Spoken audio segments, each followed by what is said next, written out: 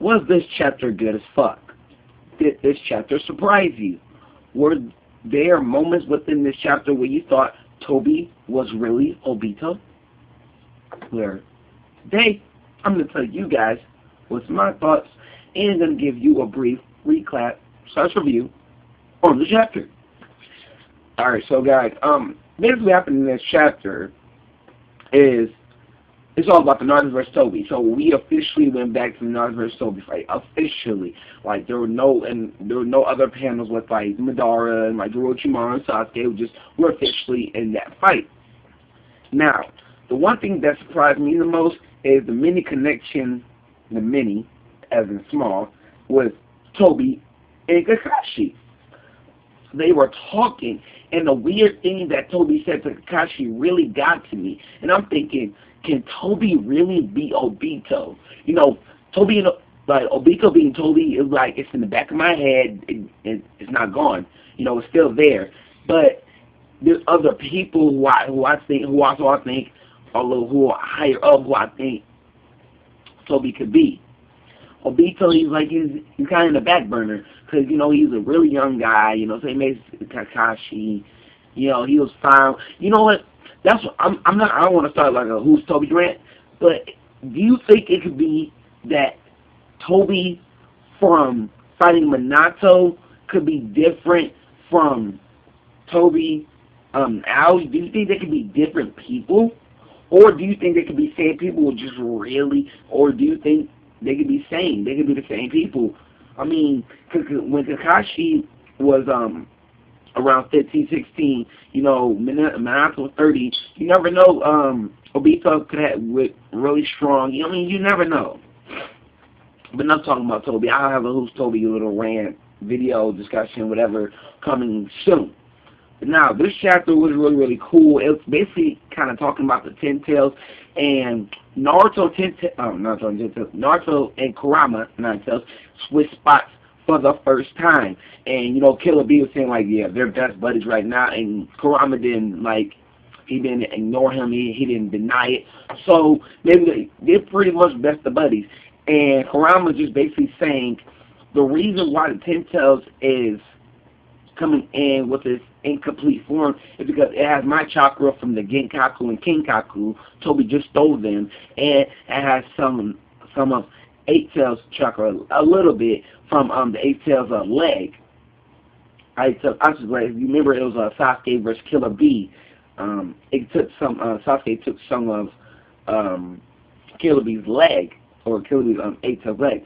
So that's why it had the Eight Tails and the Nine Tails chakra.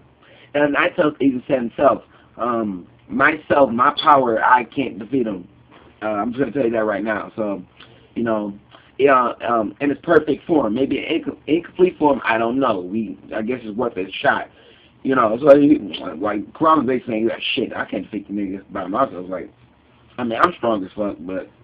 And Naruto, and then Kurama's just basically talking to Naruto within themselves, and Kurama's just basically saying the Ten Tails is really strong, you know, whoever revives him in his perfect form, you know, that means the end of the world, you know, he can split mountains, and, you know, just some shit like that.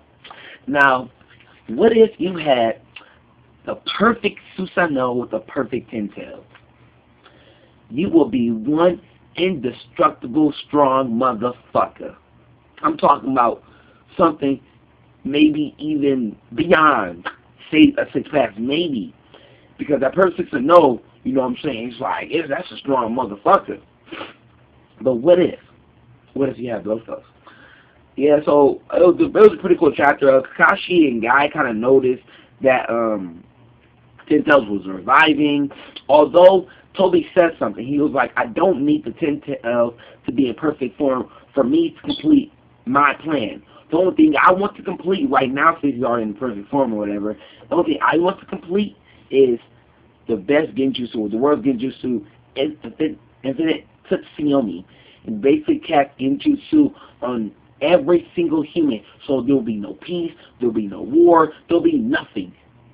And that's what basically he wants. And it was really, really crazy.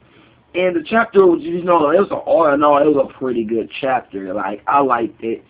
it was really not special. And then the end kind of got to me. Naruto's like, you know what? He basically tells Tobi, "Fuck you." Yeah, this is what he basically said.